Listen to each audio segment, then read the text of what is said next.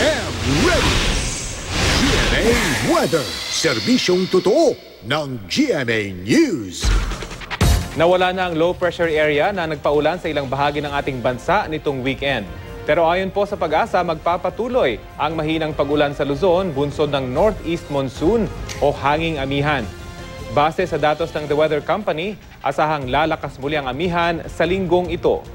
Sa mga susunod na oras, makararanas pa rin ng mahinang ulan at thunderstorms ang malaking bahagi ng Luzon. Pati Metro Manila, uulanin muli ngayong hapon.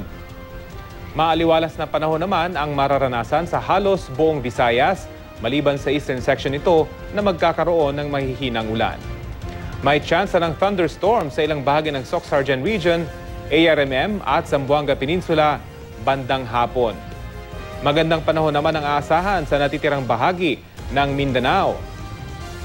Mga kapuso, ipinagdiriwang ngayon ng Pag-asa ang kanilang ika-150 anibersaryo. Kasabay niya ang selebrasyon ng World Meteorological Day. Yan po ang latest mula sa GMA Weather. Magplano para sigurado, I am ready. Serbisyong totoo ng GMA News.